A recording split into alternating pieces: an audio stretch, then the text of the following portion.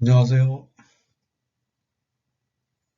오늘은 교회당 성전의 차이를 생각해 보겠습니다. 평신도를 위한 평신도에 의한 성경 공부입니다.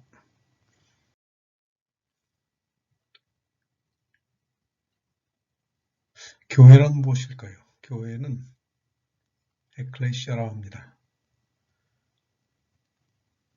이 에클레시아는 불러 나온 사람들이란 뜻입니다. 즉 세상에서 부름받아 나온 사람들이라는 의미입니다. 교회는 사람을 의미합니다. 교회 건물은 교회가 아닙니다. 교회의 주인, 즉 머리는 누구인가요? 예수 그리스도께서 교회의 주인이십니다. 교회의 영적 의미, 첫째, 교회는 그리스도의 몸입니다. 에베소서 1장 23절. 즉, 교회는 머리이신 예수 그리스도께 철저한 순종을 해야 합니다. 교회가 예수 그리스도께, 다시 말하면 성경 말씀에 순종하지 않으면 더 이상 교회라고 할 수 없습니다. 교회는 그리스도의 신부입니다. 고린도후서 11장 2절에 있습니다. 그리스도는 교회를 신부처럼 사랑하십니다. 교회는 진리의 기둥과 터입니다. 디모데전서 3장 15절. 교회는 진리를 사수할 의무가 있습니다. 교회의 영적 의미 4번. 교회는 하나님의 권속, 즉 가정, 하우스홀드입니다. 즉 하나님의 자녀들의 집합체가 교회입니다. 교회는 성령의 전, 하나님의 전입니다. 또한 즉 성령께서 직접 거하시는 집입니다. 교회는 또한 새 예루살렘으로 묘사됩니다. 교회는 거룩한 새 예루살렘으로서 신부처럼 아름답고 순결한 존재입니다. 교회당은 교회 건물이지 교회가 아닙니다. 교회당 숭배주의가 있습니다. 오늘날 교회당을 숭배하는 경향이 있습니다. 크고 웅장한 교회당을 빚을 내서라도 짓고 싶어하는 사람들이 있습니다. 이것은 만몬주의와 일맥상통하는 것입니다. 크고 웅장한 교회당은 성직자들의 권력과 밀접한 관련이 있습니다. 크고 화려한 교회당 성직자일수록 교계에서나 사회에서나 존경과 부러움의 대상이 됩니다.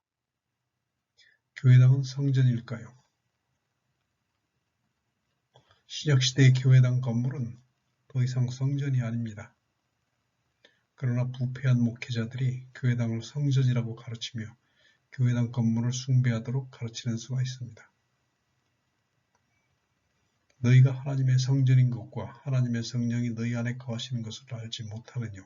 라고 성경은 말하고 있습니다. 주 예수님은 교회당 건물에 관심이 없으십니다. 그분의 관심은 교회이신 사람에게 관심이 있으신 것입니다. 목사와 교회의 관계. 목사는 교회의 일부분일 뿐입니다. 목사는 교회를 대표하는 사람이 아닙니다. 그러나 현실은 목사가 교회를 대표하고 있습니다.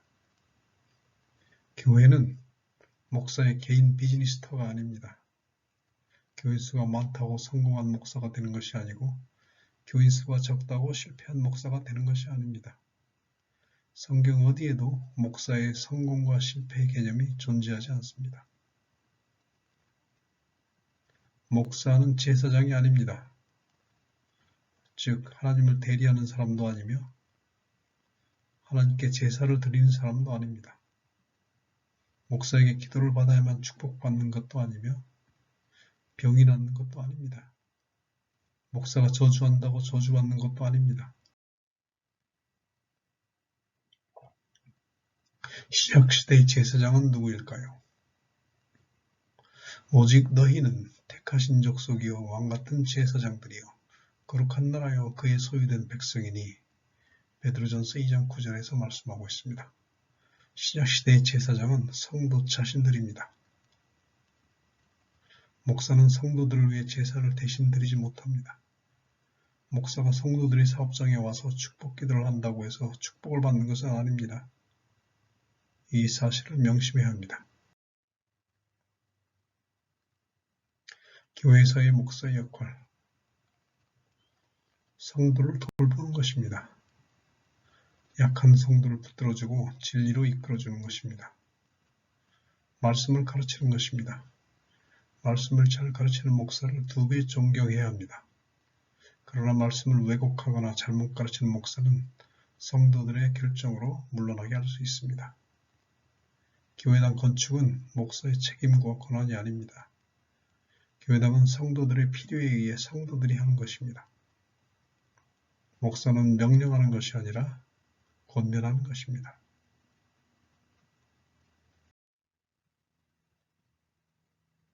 목사 숭배. 오늘 목사 숭배가 기독교인들 사이에 팽배합니다. 특히 유명 목사라고 하면 더욱 숭배하는 경향이 있습니다. 목사 숭배는 죄입니다.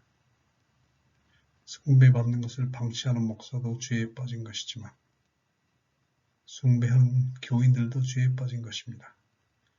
목사 숭배는 서로가 비참해지는 것입니다. 목사는 성도들과 같은 성정을 가진 사람입니다. 목사가 아무리 큰 능력을 행한다고 하더라도 성도와 같은 성정을 가진 사람일 뿐입니다.